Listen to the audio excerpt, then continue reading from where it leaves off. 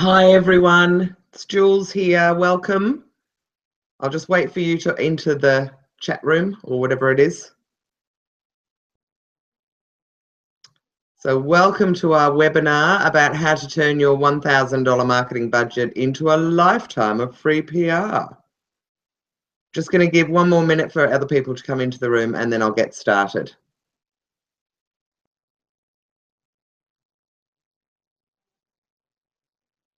Okay, so as you enter, just if you can say hello in the chat box.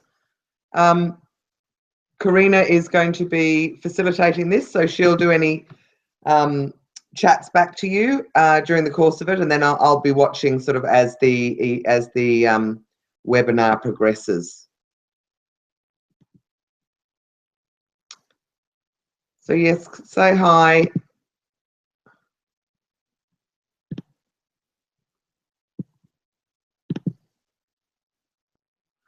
All right, enough waiting. All right, so welcome everyone. Today I am offering you a free webinar about how to turn your $1,000 into a lifetime of free PR. But before we get started, if you want to turn off your mobile phone, that would be a great idea so you're not distracted during the talk. Switch off your email so that you don't have little messages bouncing up on the screen, and set aside probably the next hour to hour and a half max. And I'll take you right through a whole lot of stuff, which I'm going to go through with you in a minute. Grab a pen and a notepad if you want to take notes, and sit back, learn and enjoy. So as I said, today's topic is going to be about how to turn your $1,000 marketing budget into a lifetime of free PR. And I guess the logic behind that, or the meaning behind that statement, is that I can teach you what the process is, how to work, and I can provide you with the media contacts via our website. And once you know how to do it, you will be able to do it time and time again. So less than $1,000 will buy you a media release written for you or tweaked. It will also buy you some media contacts. And if you want to join the bootcamp, which I'll tell you about afterwards, that gives you a group and sort of somebody holding your hand all the way through. But anyway, let's just talk about you doing it for yourself at the moment. So as I said, it's all about learning the skill, and then you can do it time and time again every month of every year for the rest of your life if you want to. And the other benefit of doing it yourself is that you get to build relationships with the media. And once journalists know you and they know what it is that you're prepared to talk about and what you specialize in, then they will probably start to contact you. And it does happen. So whether you're a retailer who's got a whole lot of different products, or whether you're a service-based business or you're an expert in something, you'll find that once journalists get hold of you and they understand what it is you can offer, they will keep coming back to you. But first, before we go any further, I'm just going to tell you a little bit about myself, and then I'm going to get you to tell me about yourself, and then we'll go back and I'll tell you a little bit more about myself before we launch into it.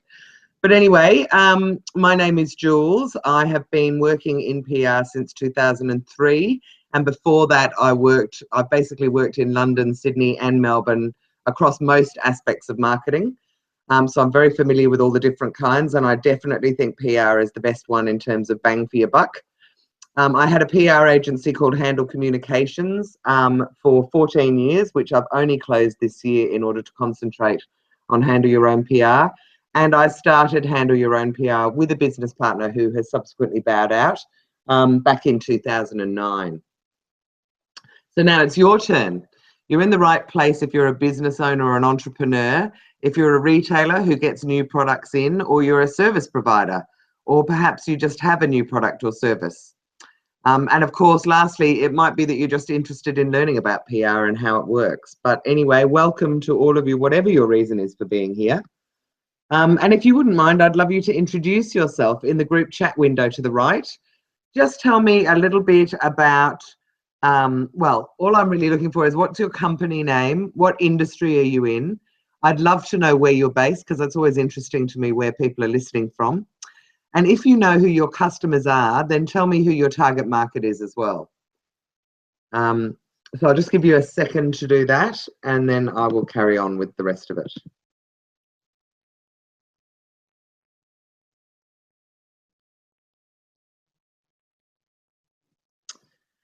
Okay, so unfortunately my chat is always a bit slower than everything else, so I'm going to keep talking, but I'd love you to tell me a little bit about yourself now.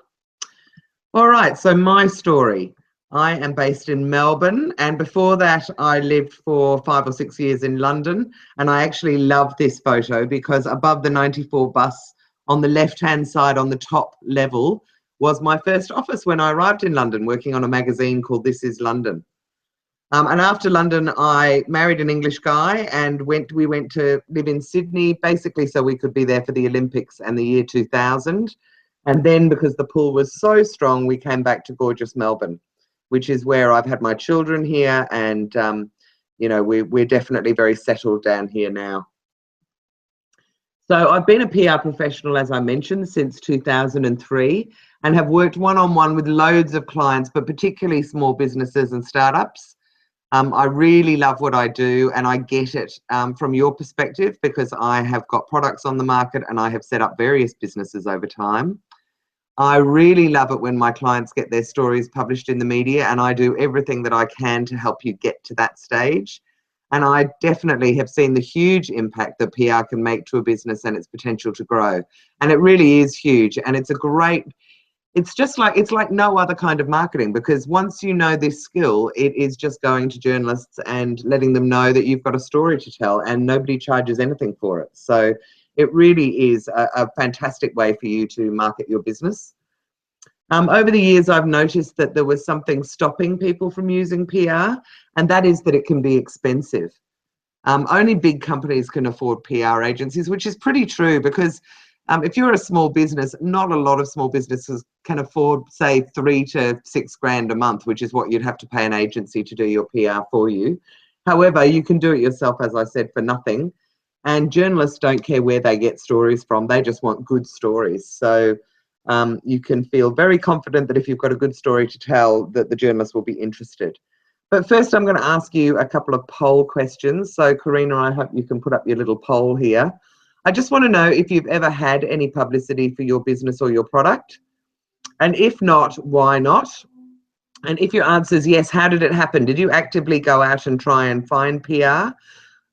Or did a journalist contact you and it just kind of fell in your lap? But I'm interested to know. So just stick that in the chat window as well, and I'll move on. So in 2013, having run the website for 3 or 4 years, we had a vision. And that was that Handle Your Own PR should become much more active in the area of PR education. Up until that stage, we had been offering media contact lists and media release writing and a whole lot of free information. But ultimately, what we found is that people aren't comfortable going out on their own, or a lot of people aren't. You really like somebody else to kind of do the whole thing with you. So we have tweaked the website to make it more simple. We're continually improving things because we really want to help small businesses get as much publicity as possible. And this is just a screenshot of the front page of our website. But the core of our business has never changed, which has always been to be a global leader in do-it-yourself PR for small to medium-sized businesses. That is where my passion is. That's where I'm really able to help people make a big difference.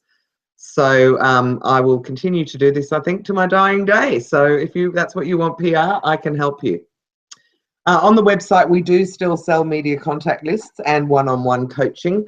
So this is just a couple of screen grabs from the site. But the media contact lists on our site are hidden under these are the horizontal bars on that are categories, and inside it, there's a lot of different media contact lists.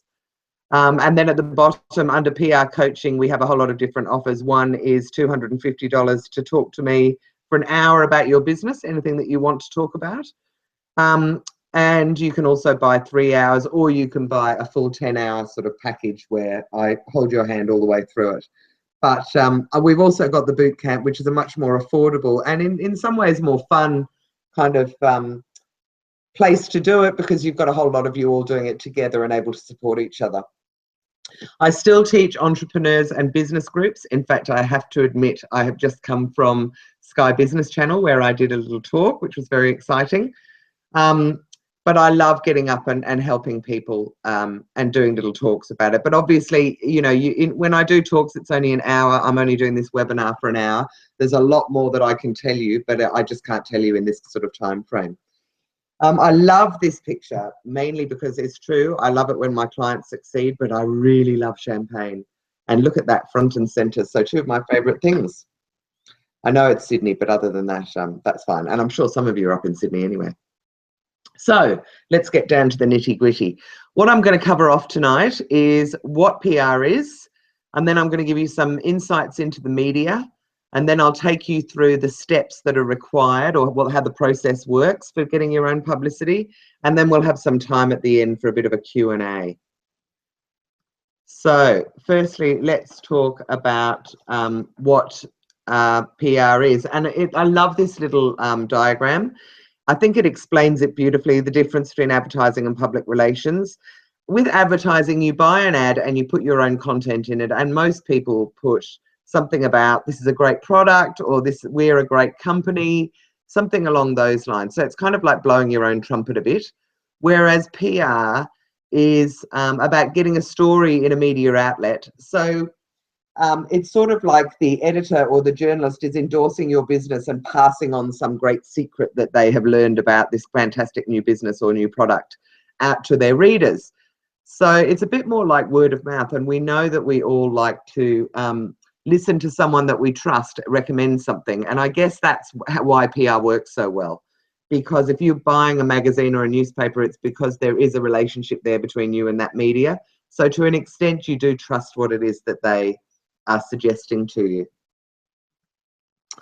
But the reality is most small businesses can't afford to advertise, maybe a bit in the local paper, but really to advertise you need to do a lot of repetition, as in you need to have multiple ads in order to start getting cut through, and that can be very expensive.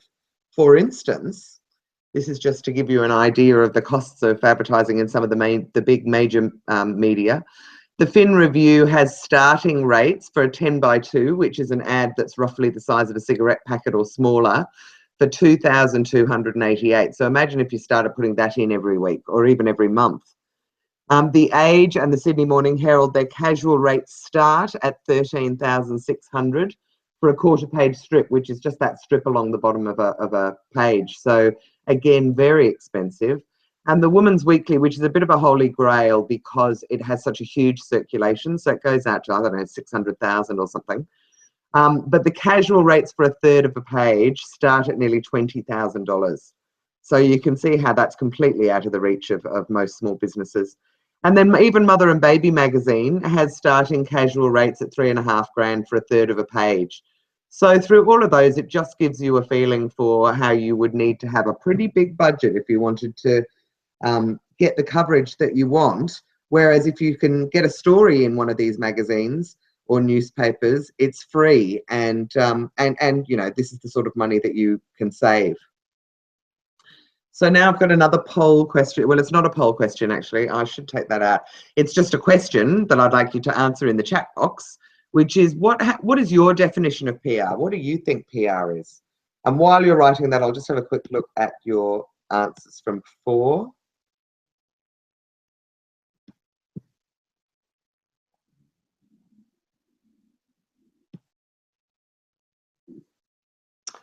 Kathy has go-to-market, works in HR and change. Bill is a memory coach. Oh, I could probably do with one of those myself. So you're looking for people who are over 55 with sort of medium-sized businesses. And hi, Mia, just saying hi to you and hi to Bill as well. So I will get back and keep going on this webinar. So what do you think PR is? Well, I'm going to tell you what I think PR is. PR is also known as publicity, because I have had people that come to me and say, what's the difference between PR and publicity? The answer is there is no difference. PR is just the formal name, public relations, but it's also known as publicity, particularly, excuse me, the kind of publicity that I'm going to teach you how to do. PR basically means that you offer a story or a story idea to a journalist or a producer as content for them to publish. It's essentially free, as in you don't pay for it, but the payoff, I guess, is that you can't always control when it will appear. because journalists work a long way ahead. And I'm going to go through this a bit later, but depending on when you want coverage, there are different times that you need to allow in order to get coverage at the right time, depending on the media lead times. But I will take you through that very shortly. And I guess I just wanted to say that if you've set aside a small budget for advertising, $1,000 isn't going to get you really anywhere, whereas PR is a much better option. You get more bang for your buck, you get lots of credibility because, you know, editors are endorsing you and you're in the story editorial section. And it can also give you great SEO, which is search engine optimization, which I will explain a little bit later. And of course, once you get media coverage, you can promote it again and again and again. Also, if you buy just an ad or two, what do you do when the money runs out? If you learn how to run your own PR campaign instead, you can repeat the exercise time and time again, build up a relationship with the media, as I said, and they might start to contact you. And wouldn't that be nice? I guess that's the ultimate goal of people. So why would anyone use PR? Well, I guess firstly, and most importantly, I think, is that editorial is more believable because your business is being endorsed. It's somebody else telling their readers about your business. It's not you telling people about your business. And in the end, people buy magazines and newspapers, and the same for TV and radio, for their stories, not for the ads. So if you can be in one of those stories, people will not be making their cup of tea or flicking past. They'll actually be paying attention. And with PR, you don't pay the media outlet for the coverage. There is no exchange of money. In fact, that is something that editorial feels very strongly about, that they are not to be confused with advertising in any way, shape or form, and they're not a paid for service. So I just thought I would give you a little case study. I love this one. This is just to handle your own PR customer. Well, two of them actually, two very cool women who decided to set up a service, a female escort service. So quite a different one. It's really so that people can, a lot of business women want a male escort for a business occasion or a party or a social event, but obviously there are other reasons as well. And these two women set up a business called Aphrodite, and by the time they opened their doors, they had absolutely no money. So they thought about doing some DIY PR to create awareness. The other thing about them was that they were suburban mums and they really didn't want their name in the media anywhere because this was something they were doing on the QT on the side. So we had to go out with the fact that they were anonymous as well, which was a little bit harder for them. But that, well, I mean, as in they sent it out. So in a lot of ways, the journalists would have known who it was from, but they made it very clear that they didn't want to be named in the articles. So we wrote the media release for them, and the angle that we suggested that they use was two Melbourne mums take on the sex industry, because we thought that was a nice controversial heading. It was a hard story to sell, I won't lie to you, because of the subject matter and also because of the fact that they wanted to be anonymous. But they bought the women's media contact list and the Victorian Metro media list from us and basically worked their way through it. Many outlets rejected the story, but then they approached Grazia magazine, and Grazia has closed down now, but was a beautiful, glossy, kind of upmarkety magazine for women. And they managed to get a 3-page story, and here is a clipping from it, a 3-page story in Grazia magazine, which if they had had to buy the advertising space would have cost them over $18,000. So really, that just goes to show. And of course, I absolutely loved the subheading that they did. While others are starting cupcake businesses or parenting blogs, two Melbourne mums are running a very different kind of company, an escort service for neighbourhood women. I mean, what a great story. And of course, that would have got them a huge amount of interest from people. And did, in fact. I don't think they've ever looked back. So, okay, so enough of that. Let's now talk about the skills that you need to do your own PR. So the most important one, or the first one that you need to think about, is that you need to be able to write, because journalists are on their computers day in and day out writing away. And so good grammar and spelling is important. They're going to be very annoyed if you can't spell. And if you don't feel confident that you have the writing skills, then you can easily pay someone else to write a good media release for you. The other thing that you're going to need is an approachable phone manner, which just all I'm saying with that is you've got to be comfortable chatting on the phone. It may be that once you've sent out a media release, a journalist will call you and want to know more about the business, or they might even want to do a formal interview so that they can write about you. So either way, you're going to be, you know, on the hot seat to an extent, although I have to stress that journalists are just lovely and no one's going to give you a particularly hard time. But if you don't want to talk to the media yourself, then you do need to find someone who's willing to talk to them and who is relevant to your business. So you need a spokesperson one way or another, really, before you go out and do PR. I'm going to give you another quick case study, and this is the last one. And again, I love this woman, and in fact, she's such a huge fan of Handle Your Own PR, and she's just now starting another one because she did this campaign late last year. But she has a website called Upcycled Bride, and the idea is that people can sell their wedding clothes, and also, you know, the bonbonniere and the tablecloths and anything really to do with the wedding after the big day, so that you can sell your stuff secondhand. She had never done PR before, but she really, really wanted to get on TV. She was very clear about that. So with a bit of help from me, she approached the women's media and also bought the TV producers list on our Handle Your Own PR website, which contains contacts for most of the morning shows. She managed to get a segment on mornings on Channel 9 that was just huge for her. She actually managed to get a whole catwalk of a bride and groom and bridesmaids and all the rest of it, all from clothes and products that were on her website, and they talked about it for a whole segment. So it was brilliant for her. She also had a lot of interest from the studio on Channel 10, Weekend Today on Channel 9, and The Project. And I think it was around the time of the French terrorism in Paris, and that was the only reason that she couldn't get it on in the end, that news became more important. But she's going out this week, I think, to try and get more TV. So keep your eye out for Jackie from Upcycled Bride. And she's a huge fan of Handle Your Own PR, as I said, and her business is really booming. Right, but now we've talked a little bit about what PR is. Let me tell you a little bit about the media. And firstly, I'm going to cover off the different types of media that there are out there, because I'm sure you're familiar with some of them, but you might not be thinking about all of them.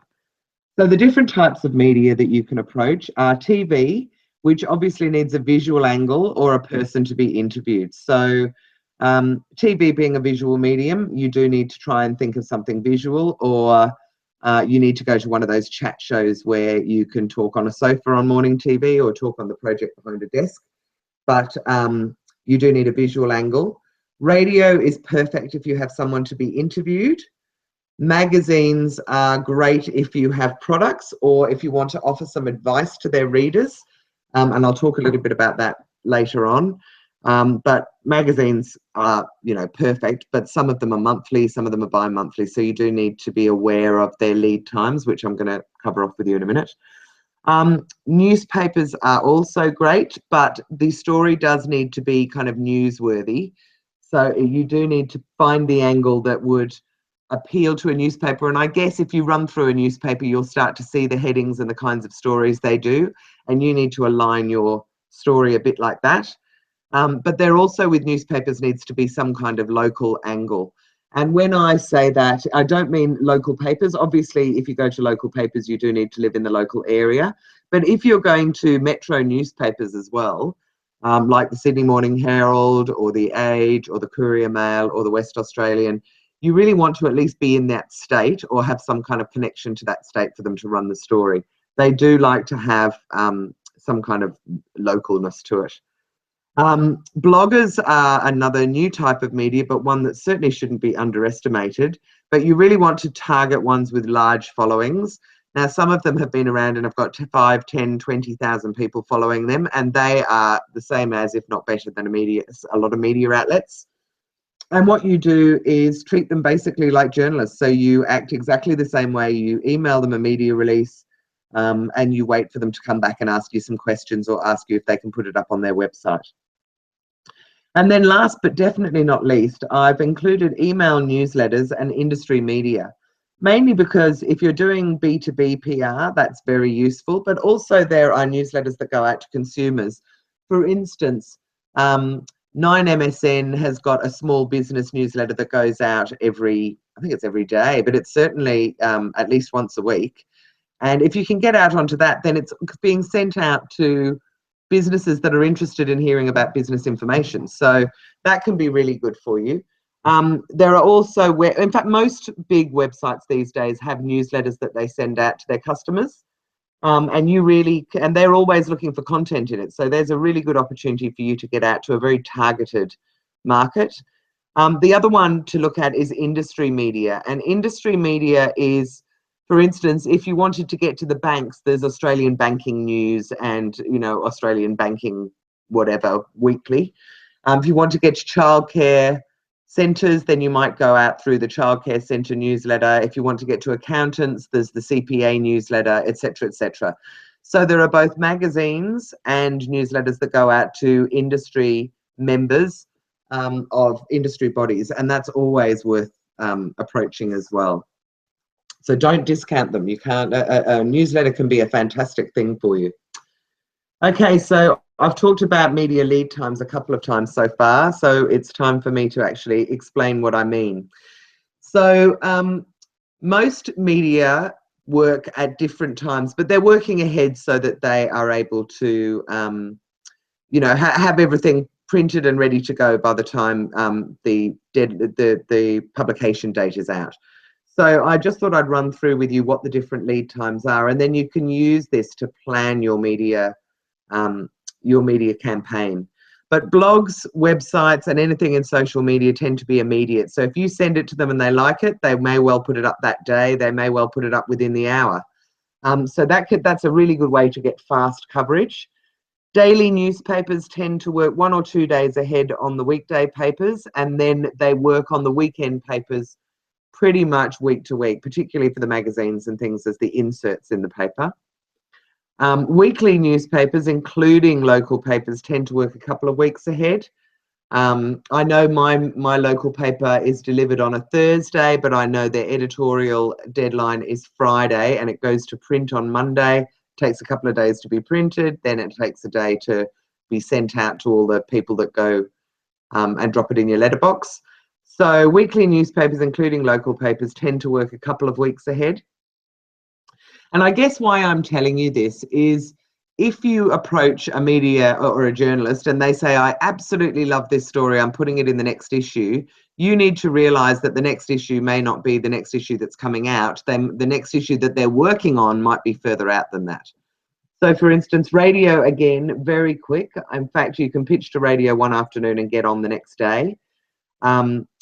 But weekly magazines, for instance, like Woman's Day or New Idea or The Week, I mean, there's loads and loads of weekly magazines. They can be working up to 6 weeks ahead. So if you sent a media release or you managed to get a journalist interested in, say, Woman's Day or New Idea, and they said, we love it, we're putting it in the next issue, they are talking about, where are we now? We're on the 16th of February. They would probably be talking about mid to the end of March would be the next issue as far as they're concerned. Monthly magazines are even worse. They tend to work 2, 3, 4 months ahead even. And then bi-monthly or quarterly. So when I say bi-monthly, I don't know why it says that, but bi-monthly doesn't mean twice a month. It means once every 2 months. And quarterly magazines, which come out every quarter or every 3 months, can work 6, even 9 months ahead. So you'd be very lucky if you could get one that was only working 3 months ahead. So just keep that in mind, because if you want to go, say, to the bridal media, and a lot of those are annual magazines or every 6 months, you might approach them now and you might not get in until Christmas this year. So that's not a bad thing, but it just goes to show that you want to keep going with your PR because it has a snowball effect, and there'll be a lag, normally a lag at the beginning where you might not get any coverage for the first month, and then it'll start to appear and it'll continue to appear even after you've stopped. So that's great. So my question to you now is, what media are you going to target? Do you know what media? And I'm talking about, do you know whether it's TV or radio or blogs, but also if you know the name of some titles that you want to approach, put them in the chat box too, because I'm always interested to know what it is that people are trying to achieve. Jules, yes. Bill had a question. I don't know if you can hear me. No. Yes, I can. I'll just have a little look. Bill's question, do TV shows pay travel costs if they want you on the show? The answer is normally no. Karina, can you just turn off your microphone? The answer, Bill, is mainly no. So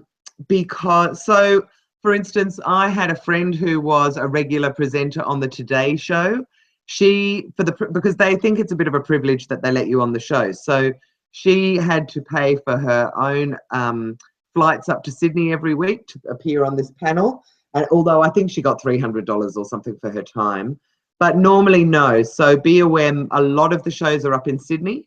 And what you can do if you're going up for one is try to see if you can set up some other interviews while you're when you've travelled to go to a certain place. But most of them, I would have to say, are out of Sydney. There are a couple. Channel 10 does a lot of work out of Melbourne, but Channel 9, 7, they tend to be, up in Sydney. And they don't pay you, Bill. They just expect that you're going to be incredibly grateful that you've managed to get some TV coverage. Sarah wants to be on Smart Company and Fin Review. Brilliant. Sarah, I've just come off the Sky Business Channel, and she is desperate to get some small businesses to come on air and talk about their businesses. So that might be a good one for you as well. And the same with you, Canthi, and Bell's got a big smile. I do love a smile. And Canthi, explain. I can see Karina said, what is SE? You're saying the editorial component and university publications. That's interesting. All right, so let me get back and I'll keep going. Okay, so now I'm going to run through the steps that are required for you doing your own PR campaign. So there's sort of three main parts to it. One is that you need to prepare yourself first and get ready with photography, samples, and your media release. Then you're actually going to do it. So for that, you're going to need media contacts. You're going to have refined your what they call pitch, and you're going to do some follow-up. And then there's going to be the post-PR process, which is really, once you've been published, how to work it and where you can use it, and how it affects your SEO, which is your search engine optimization. Sorry, I just had to have a quick drink because my throat is very dry. Okay. So what's needed to get started? So what you need to do first is you need to have a company logo or a product logo. And really that's only because on your media release, it goes in like the header. So it's a bit like letterhead, because journalists will look to the top of the page to find out what the media release is about, or who they are quoting for it. And I've got a great anecdote. I learned this the hard way. When I first started doing PR, I used to put my Handle Communications logo at the top.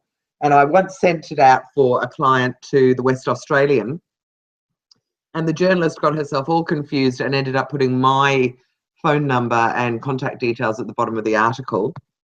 And I reckon we had 200 phone calls in a week, all asking us where they could get this product and all the rest of it. So if you want to avoid that, you want to make sure that you've got a low-res company logo inserted into the top of your media release.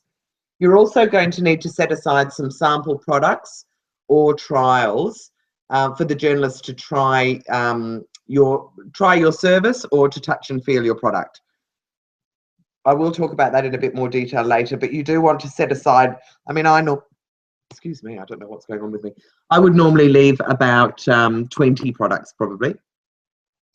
You need to have the details for where to purchase or a list of stockists on your website. So whether you're selling through retail stores, in which case you can list what those stores are on your website, or you're actually selling off your website, but you need to put the details for where to purchase before you go out and tell the media about it.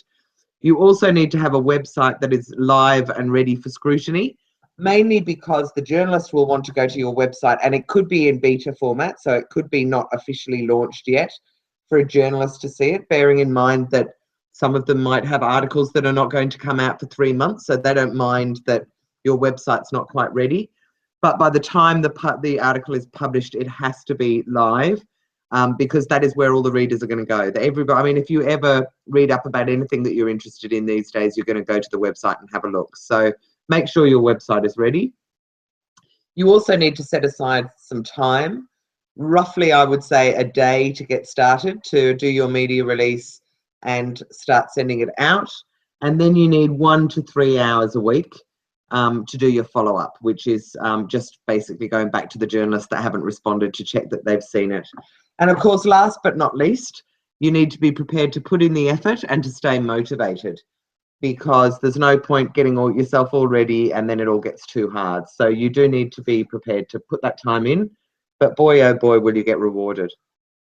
Okay, now there's another key thing that you need to have ready before you get started, and that is photography, because good photography is key. And even though I hate these photos, these are the professional shots we had done for Handle Your Own PR. So I always send my media releases out with a photo, and the journalists love that. That actually has been the reason we've got a couple of articles in, is just because we did offer a photo.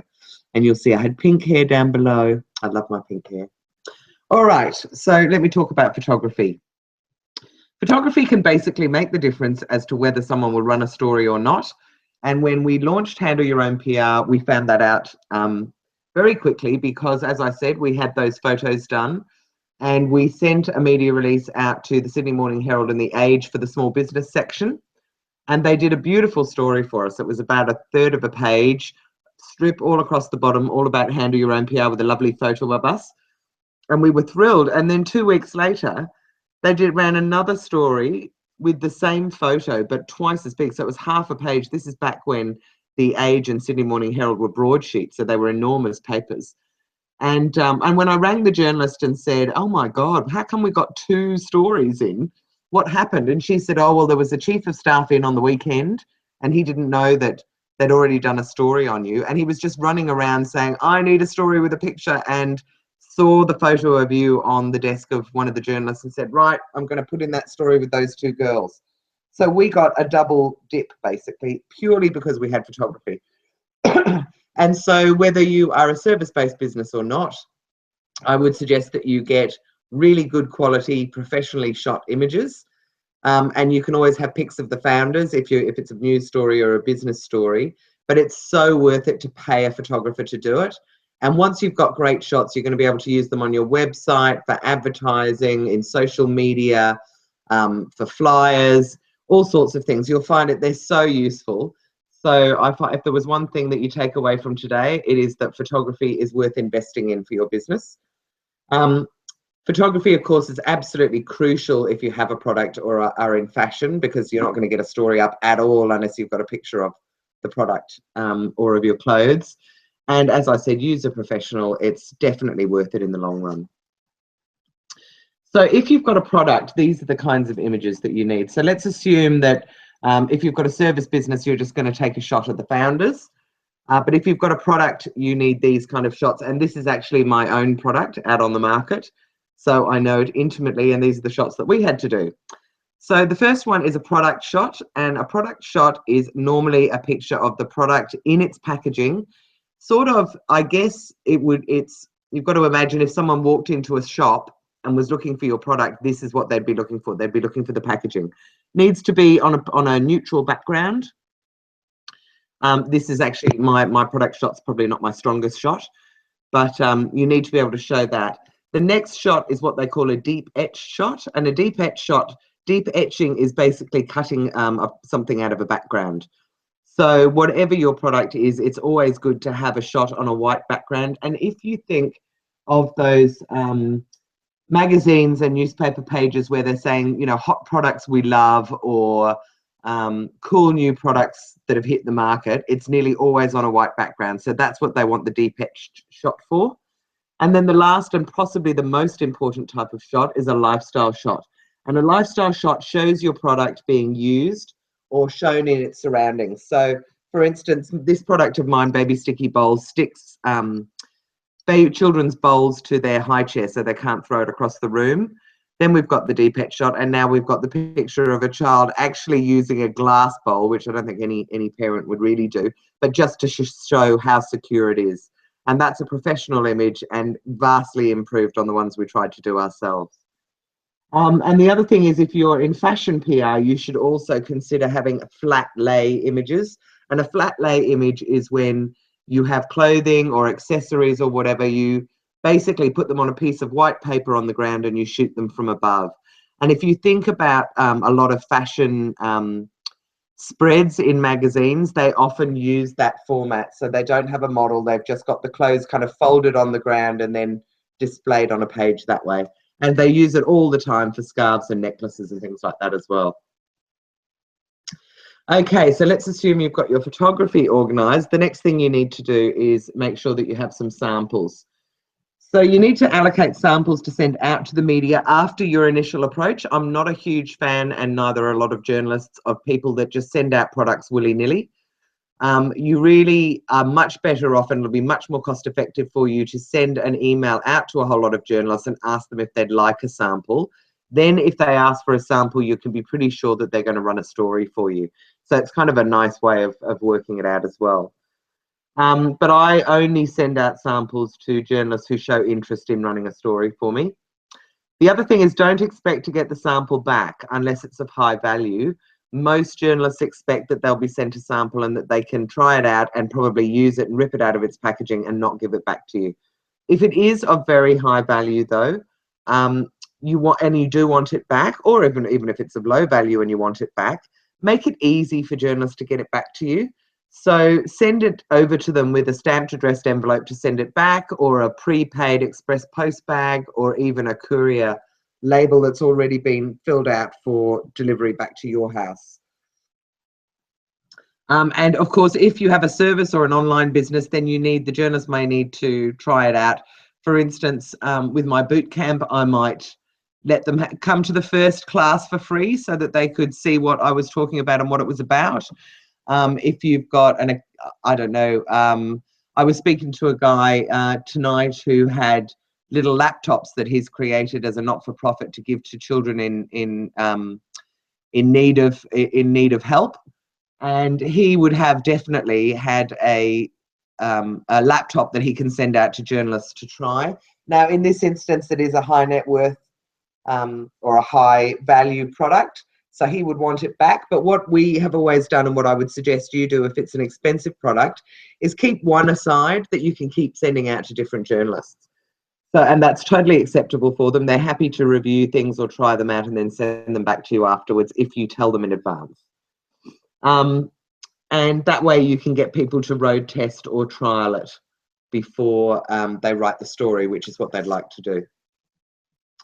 Okay, so once you've got all of those ready, then you need to write a great media release. And your media release really will be a bit make or break as well.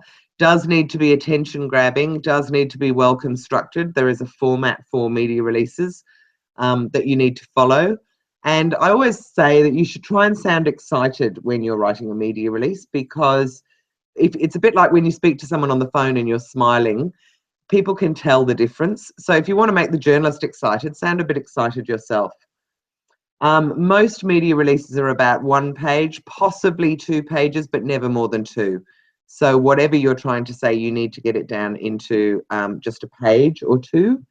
You need to clearly communicate your key messages at the beginning. The first paragraph is crucial, because just like if you read a magazine or a newspaper, you'll always read just the first paragraph to see if you want to read more, and that's what journalists do.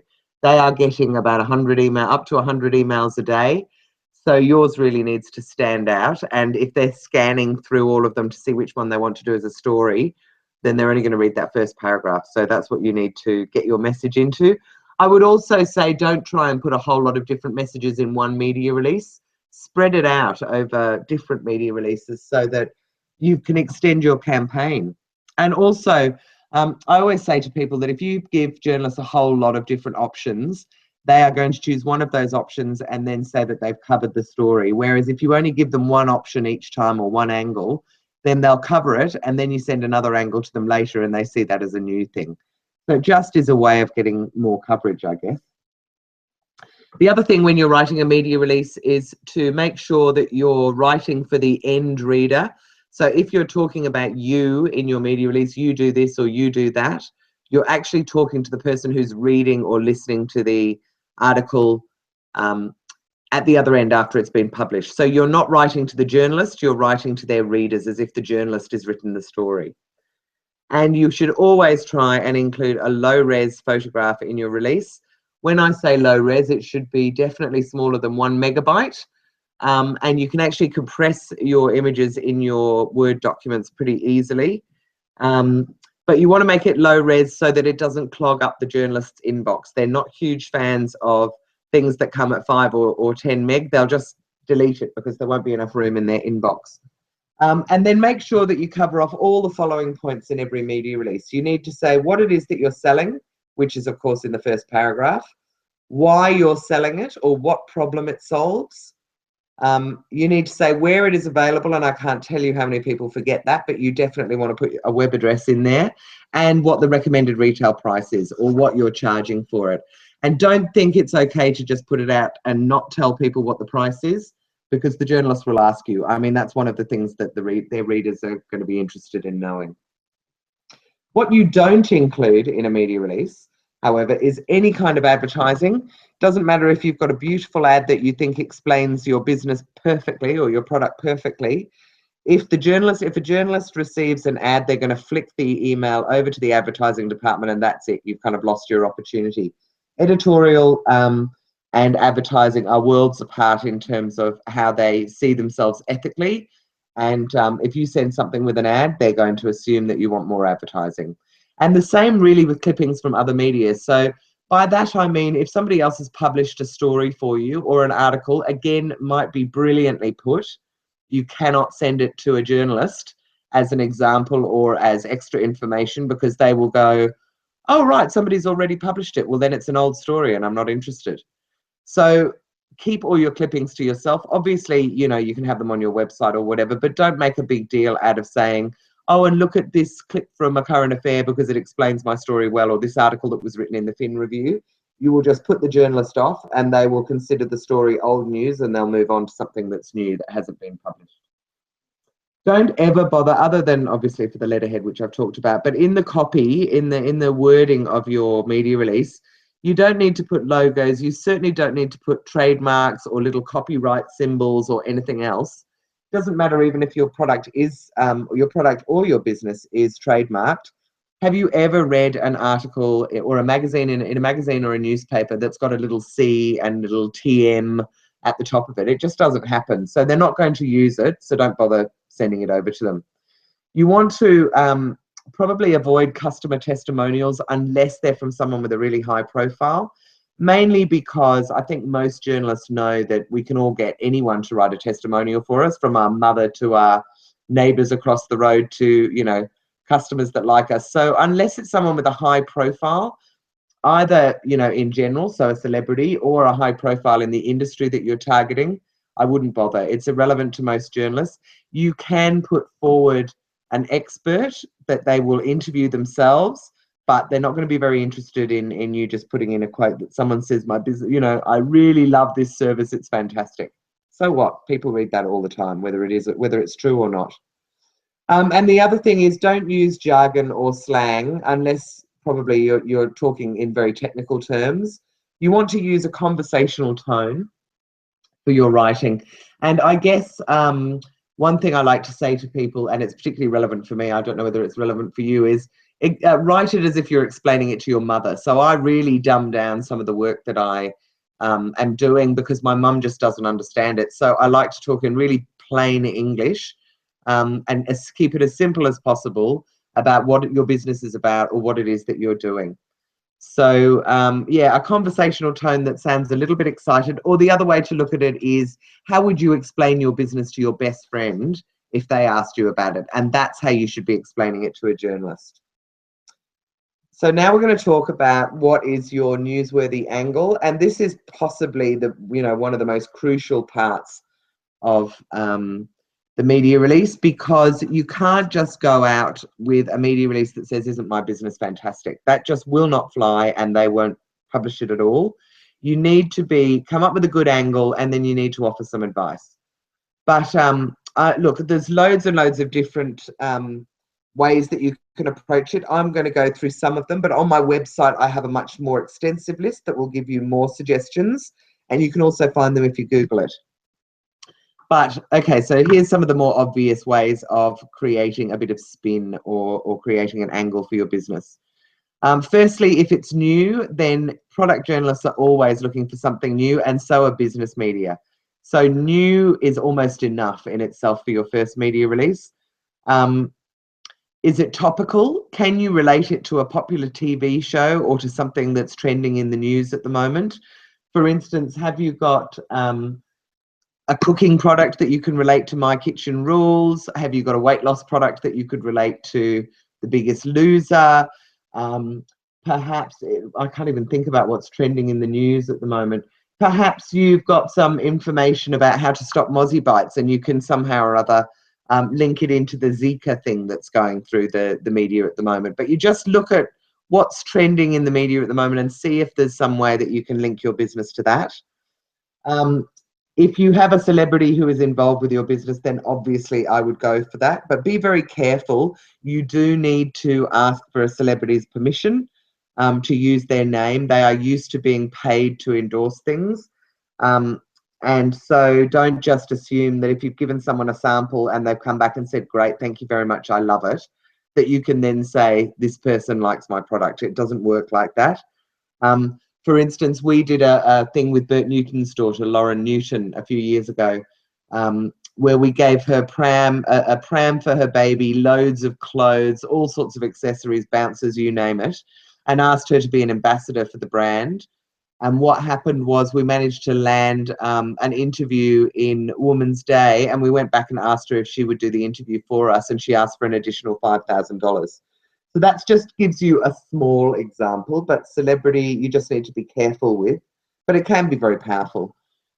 Is there an interesting backstory to your business? Did you change careers at some stage?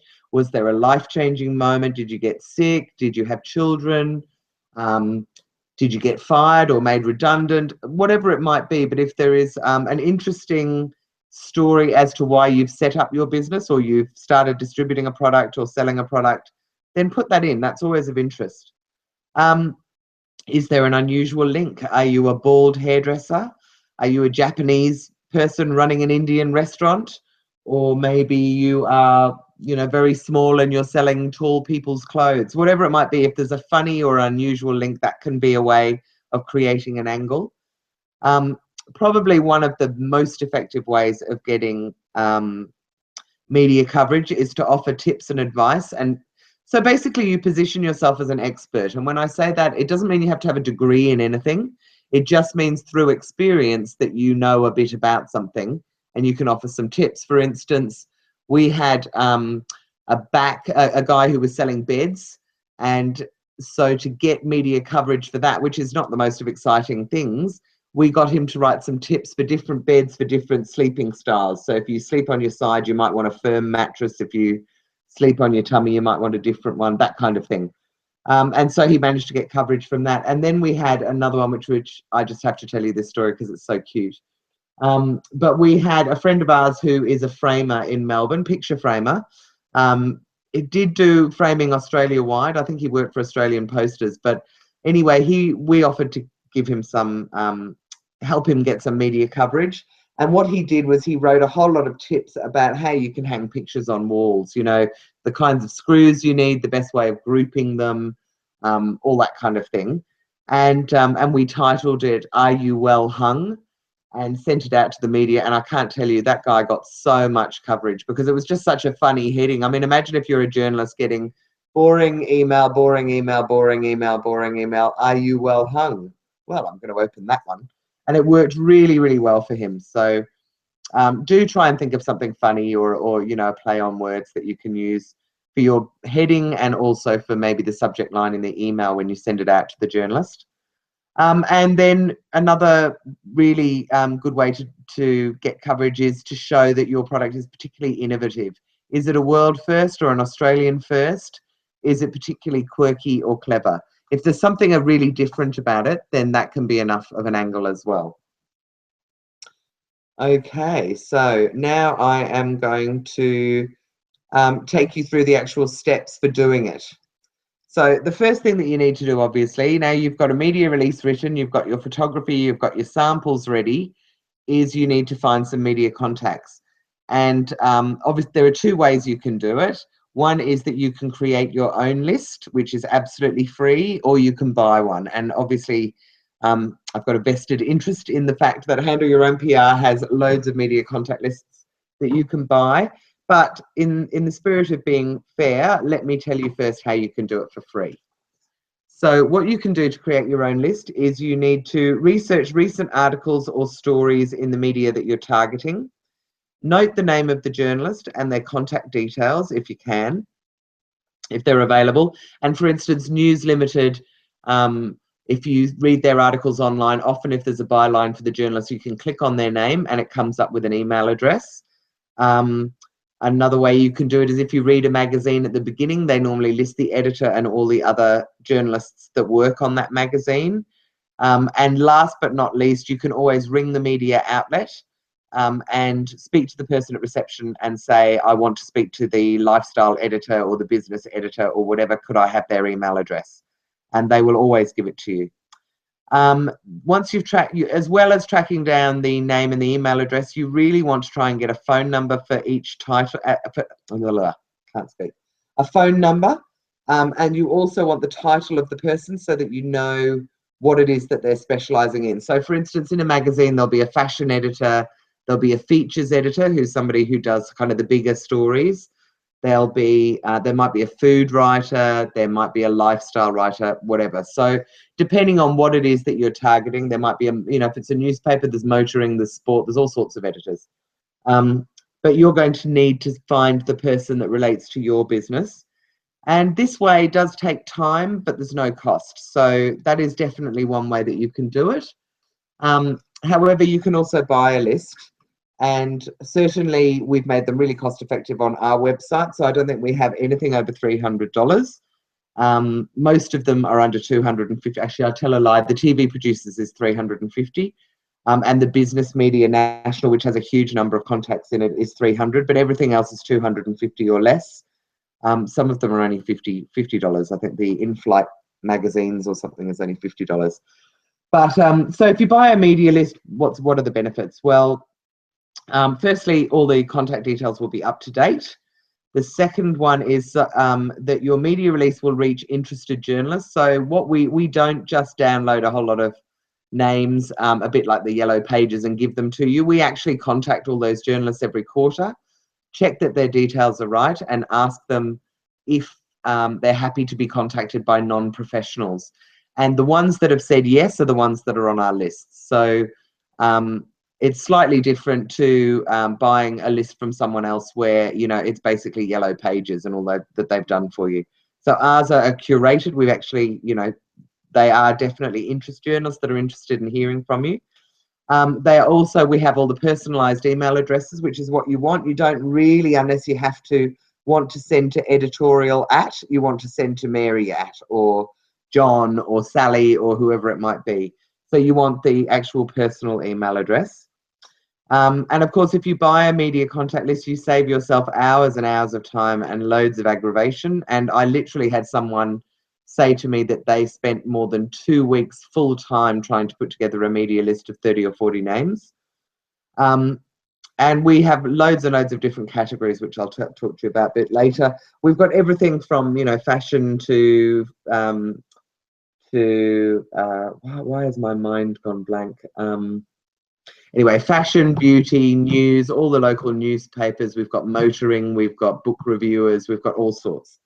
And of course, the most important benefit is that you could start straight away. You don't have to wait if you can buy a list. Okay, so the next thing I wanted to do is tell you about the best way to contact the different media, because they're slightly quirky in the way that they like to be approached first. So web editors and bloggers, I think it goes without saying that it will be email only. A lot of them don't even have phone numbers that they put anywhere. They want you to approach them via email. It's a digital format, and they will be posting the article up. So all that communication will be done pretty much by email. Same with magazine editors. They like you to email them first, and then you can phone them to follow up if you like, or you'll use the phone if they show that they're interested. News editors and business media particularly, and radio and TV producers are the opposite. They would prefer you to call first and pitch the story to them quickly. So you probably got 2 or 3 minutes. And if you're and my tip to you, if you ever call a journalist, is to make sure that you say first, is this a good time? Because if they're on deadline or their show's on air or whatever, they're not going to be able to pay any attention at all, and they'll sound very brusque.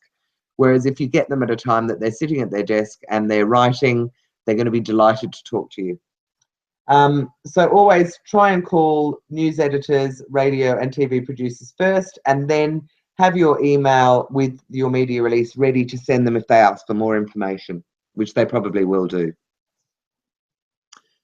So let's assume that you are emailing out your media release first. It's a nice way to do it because it's kind of passive, so it's not quite as nerve-wracking. I thought I'd run through with you the protocol for emailing.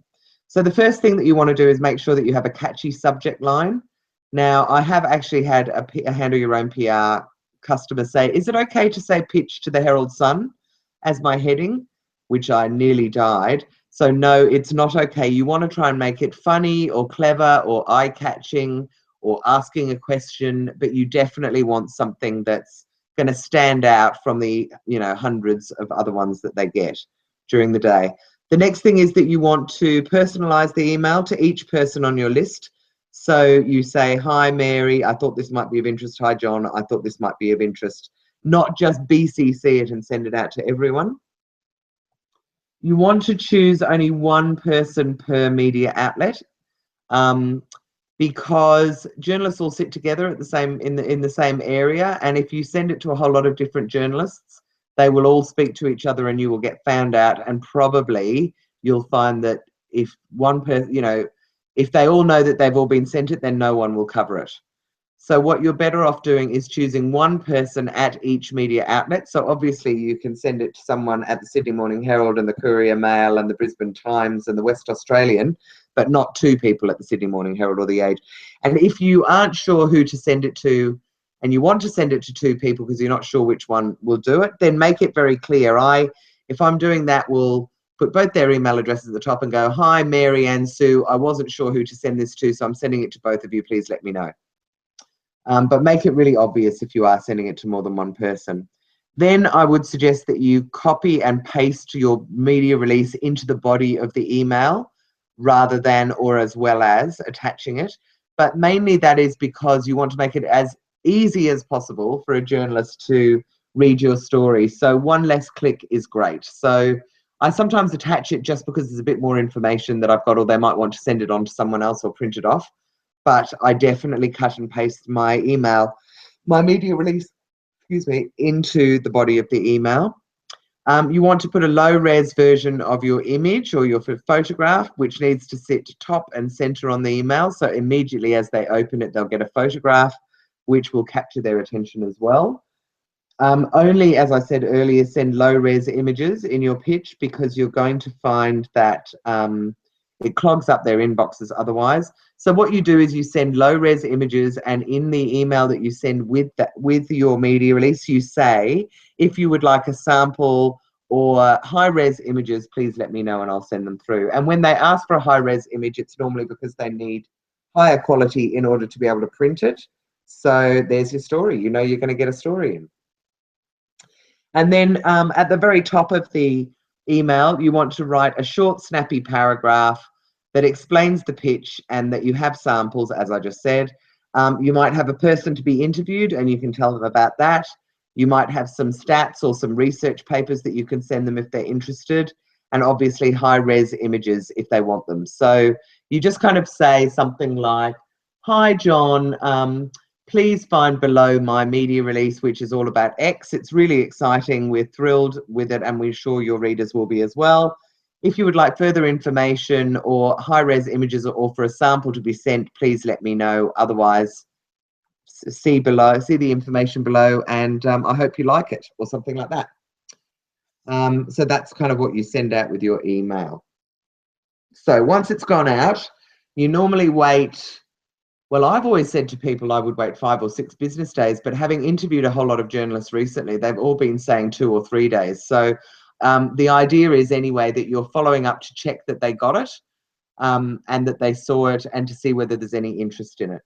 Now, following up is the the industry term for contacting the media that have already received your release. So you're just following up with it and trying to encourage them to give you editorial coverage. This is one of the most crucial stages of the campaign, only because a lot of journalists might love your story and it caught their eye and they had full intentions of doing a story on it, and then they just got distracted and they've forgotten about it. So for you to ring and remind them is a great thing. It's not something that they're going to be cross with at all. Remember that they get hundreds of emails every day, and so, you know, they could quite easily have missed it. So to ring and do a little follow-up, or to send an email with follow-up, is fine. Make sure that you personalize it again. Hi, Mary. And then what I do is I normally forward the email that I sent them originally.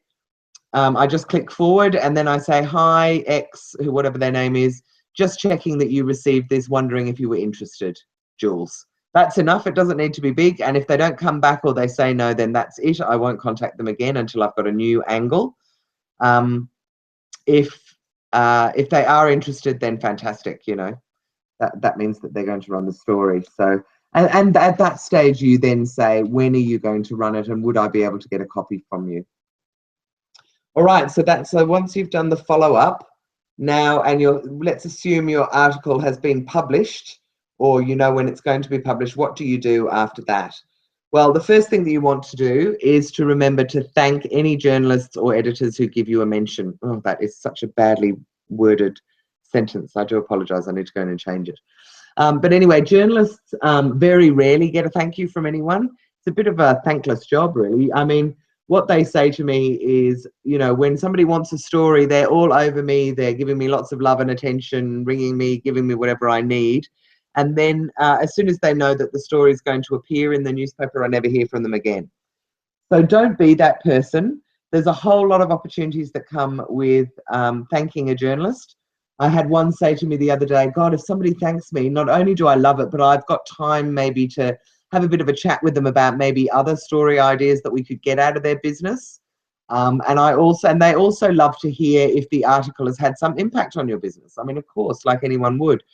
So if you get a whole lot of phone calls, or you make a big sale, or something happens as a result of it, tell the journalist. They're always fascinated to know.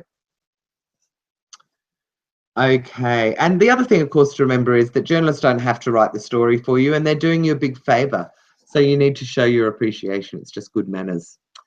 All right, now clippings are the old-fashioned term for a copy of whatever coverage you received, and it really comes from, in the olden days, people would actually cut it out with scissors or clip it out of a newspaper. So that's where the word comes from. You always should ask for a copy of the interview or the article that has been written.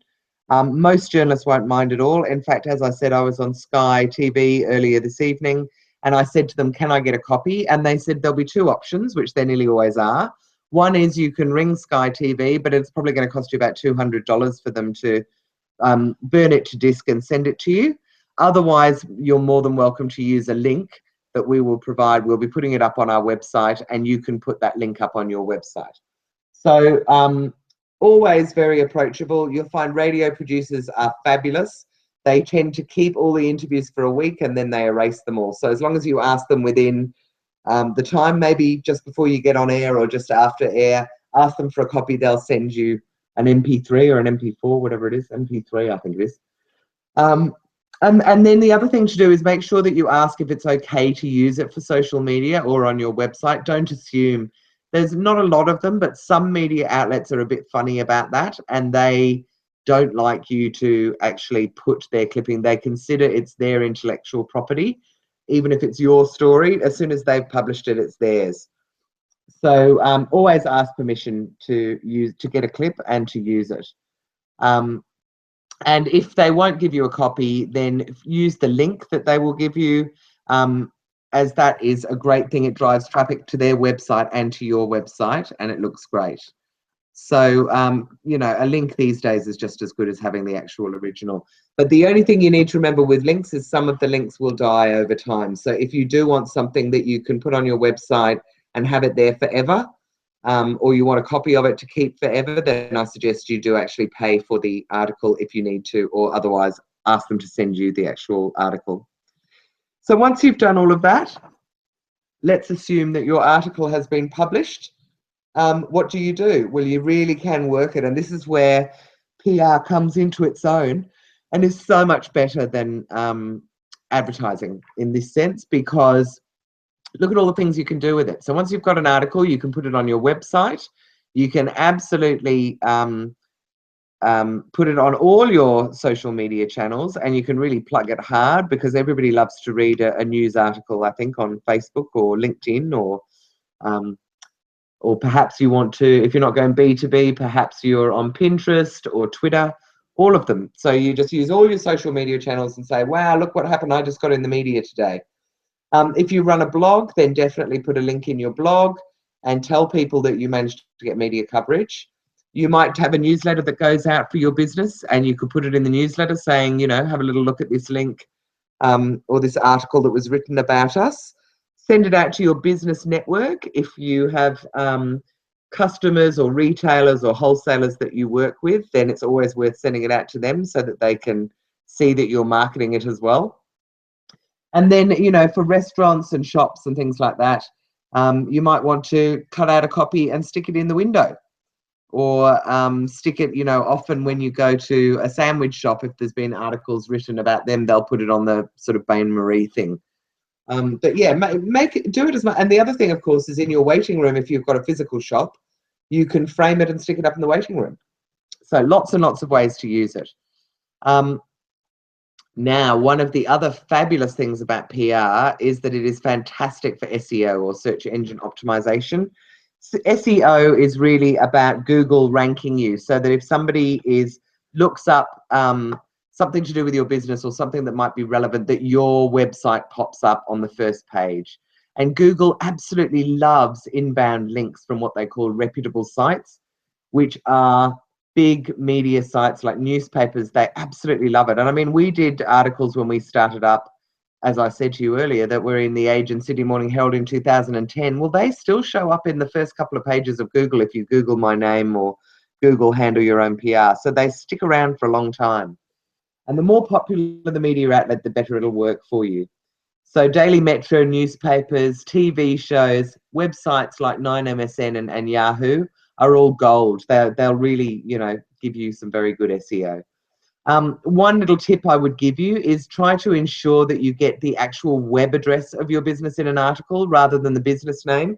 So for instance, when I'm talking about handle your own PR to a journalist, I ask them not to write handle your own PR as separate words. I ask them to write www.handleyourownpr.com.au, mainly because Google will pick that up and see that as an outbound link, and that's what you want for your SEO. It also means, yeah, that people will be able to find you easily. So even if they do mention your business name somewhere in it, just beg them when you're doing the interview to actually put the full web address somewhere in the copy as well, because that'll really work well for you. For instance, I got an article. I've got a friend at the Herald Sun who's a journalist in there, and she was asked to write a story about happiness, and rang me saying, "Is there anything that you can say?" And I was like, "Well, I don't know. I mean, I really want to plug handle your own PR." And she said, "Well, why don't we say that your business makes you happy?" And I said, "Great, fantastic, it does." So that kind of works really well. But I said to her, in the body of the copy, in the body of the article, can you not say handle your own PR, but can you actually put the web address instead? And she said, sure, no problem. And she did it, God love her. And so we got some great SEO out of it, and I was able to find it really easily the next day, because you can just look up your web address and up it pops. Right, well, I've kind of given you all the tips that I can in the time frame. So here is an opportunity for you to ask some questions, and I'll just watch the little chat window now to see if you've got any. Okay. Mia would like to get on TV to show your product off, and you'd also like textile magazines. Great. All very doable. TV is not as scary as you think either, and we're actually, Karina and I are thinking about running a little course about how to get on TV, because it really isn't as hard as it appears to be. Oh, fantastic, Bill. You've got the head of news for the Mercury, which is, for people that don't know, is the Tasmanian, the main newspaper down in Hobart. And he's doing your course. So, Bill, I'm assuming that that's a sort of a sample that you're letting him trial it for maybe to do an article for you. Or maybe he's doing it anyway, and as you know he's doing it, you've asked him to do the article. But that's great. Well done. So, are there any other questions? Otherwise, I'm going to tell you a little bit about the boot camp. All right. Okay, look, there's a bit of a lag between you writing and me doing it, so I'm going to go back and tell you a little bit about our boot camp. And Karina, if anyone has a question that I need to answer, can you let me know? Or otherwise I'll come back to the chat window afterwards. But I guess what I wanted to say is that even though we sell media lists and we offer online tips, and I do these free 1-hour webinars, it still only solves part of the problem, because for a lot of people, going out and doing your own PR can be a bit nerve-wracking, and they just don't want to do it on their own. And of course, I can still continue to do lectures and webinars, but there are limitations. I've only got an hour to do it, and I've got a hell of a lot more than an hour's worth of help that I can offer. A lot of people feel very excited when they leave the webinar or leave one of my lectures, and then, you know, life gets in the way and they just don't act on it. If you're doing it on your own, completely on your own, then there's no support group. There's nobody else that's kind of going through it with you, which is one of the great benefits of doing a boot camp, is just that you're all doing it at the same time. And it can be, you know, I mean, it's all well and good that I do a talk in Melbourne, but that doesn't really help anyone in Sydney or Brisbane and whatever. So, and the webinars obviously solve that problem, but again, I've got this time limit that there's not enough time for me to take you through all the process for how to do it. So as a result, it was only late last year in November, we decided that we'd start doing online boot camps, which have just been fantastic. So we've got a 6-week boot camp. It's 1 hour a week or an hour and a half a week. And it's live webinar sessions. And what we do is we work on your business. So this is you working on your business all the way through. And the way I've structured the boot camp, because I really want it to be very practical, is I take you through week by week. You do a bit of homework each night. And then by about week 4, you're ready to send out your media release while I'm doing the course with you, and all the other people are sending out theirs as well. And then I can help you with any responses that come back from the journalists and any questions you have along the way. So it's very interactive. It's in-depth lessons on the key areas of running a successful PR campaign, basically. But I will teach you all the skills so that you can do it yourself, and you get to ask whatever questions you want during the course of it. So really, to have all that time with me would normally cost you $2,250, but we've got a fantastic price, which you will see at the end of this. The other thing that I do on the boot camp is that we give you access to all the training materials that are presented during each session, which means that you get given the slide deck, but you also get you can list the webinar is recorded, or the boot camp lesson is recorded, and you can listen to it again as many times as you like in your own time.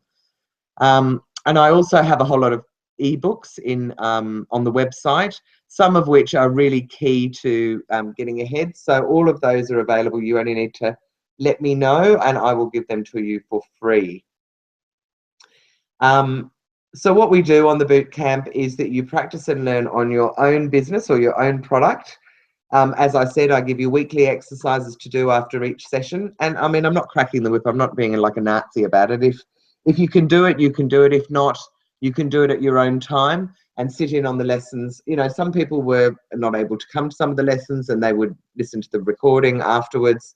Some people couldn't do the homework but still learned along the way.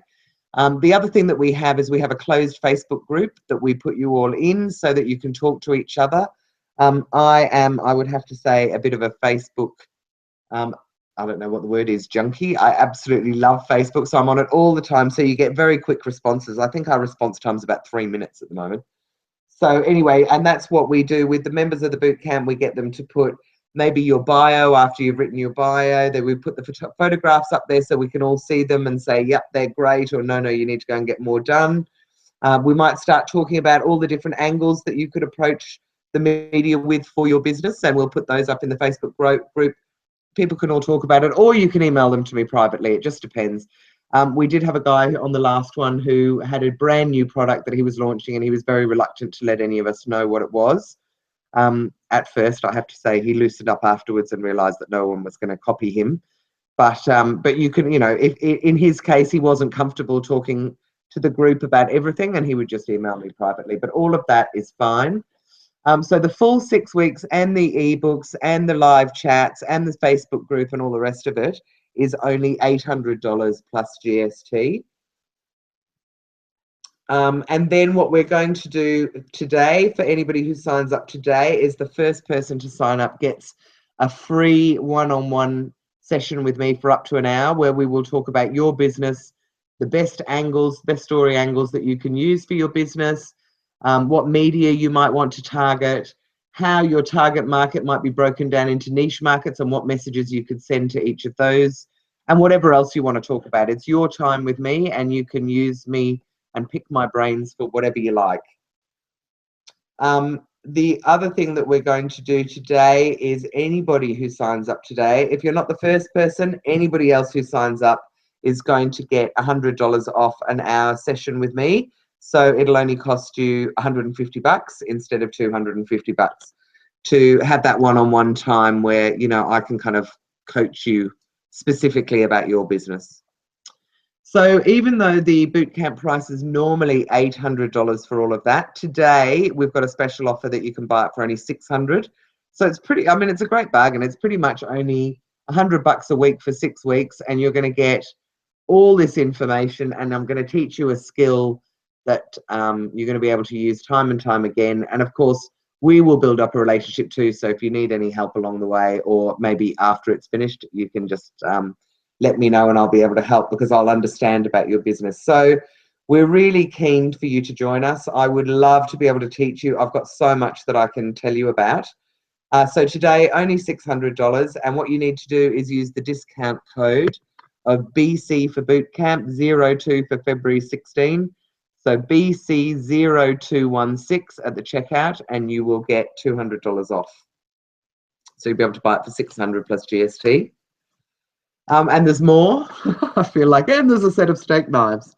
But anyone, everyone who comes on the boot camp will get a free media contact list of your choice. And when I say of your choice, I don't care what the value is. You can get the TV producers list. You can get any of the other ones. So immediately that is that's anywhere between $250 and $350 worth of free media contact list that you get. And I'll give you 20% off any additional media contact lists that you want to buy during the course of the boot camp. So that is a great offer, and that alone could save you hundreds of dollars. And I didn't really go into much detail with it earlier, but we have over 80 media contact lists on our website and over 2,600 journalist and producer contacts on those lists. And all the journalists have been asked if they want to hear from you, and they do. So they are pretty valuable lists. And ones that I would recommend, whether you do the boot camp or not. But I hope you do the boot camp, and then you get it for free. So if you sign up today, instead of paying what all of that would have cost, which is $3,735, you can get everything we've mentioned for only $600, which I reckon, is a bargain. And I would love to have you join us. So we're going to probably start it. I think we were talking about starting it in the next couple of weeks, 2 or 3 weeks. We're just waiting for a couple more people to join us. So be one of them, and we can start even earlier. So how can you resist? These are the bootcamp prices. That's the coupon code. You can buy now. I think, Karina, have you managed to put up a buy now thing in the... Yep, there you go. She's got the discount code, and there's the link. So if you want to buy, you can do it now. And put in BC0216 at the checkout. And then, look, we just did a beautiful boot camp before Christmas. I was so pleased, and we had a few people who actually said it completely changed their business and their business model, which was quite amazing. And she is one of our students. She runs a business selling Turkish towels called Turkish Merkish, and she has had, since we finished, so I mean the last boot camp finished on the 22nd of December or something, I mean just before Christmas, literally. Since then, she has managed to get on all of the lifestyle channels. She's managed to get a big ongoing thing in Rush magazine, which is one of her targets. She's been in 2 or 3 of the lifestyle magazines. She's managed to get in the newspapers, and she is absolutely stoked. She just totally is just on fire. She knows exactly what she's doing. And then she posted this up on our Facebook page last week. So I just thought it was such a sweet thing. I wanted you to see how much of a difference it might be able to make for you. But she said, attending the How Do Your Own PR bootcamp has been the best thing I've done for my business. Jules and Karina give you all the tools to get you started. I recommend this bootcamp to anyone who wants to understand how the media works and how to get your brand out there yourself. And I think now I'm not sure, Karina, whether you want to run the we've got a little video that she did where she told a little bit about doing the boot camp and whatever. So if you'd like to see it, Karina can run it for you. But I am also very conscious that I've been going for an hour and a half and that you might be wanting a cup of tea or something now. So I'm going to leave this up here for a minute. What were you going to say, Karina? Do you want me to load it, or do you want me to... I don't know. What are people saying?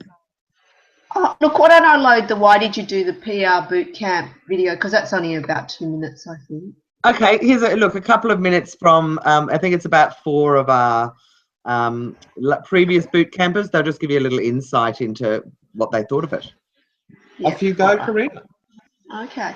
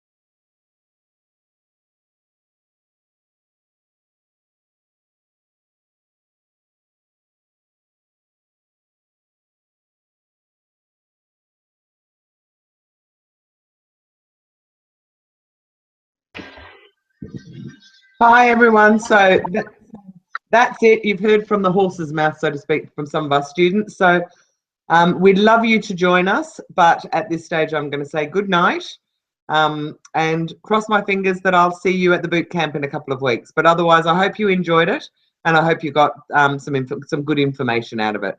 So thank you all very much for joining us, and hope to see you again. And good luck with your campaign. Bye.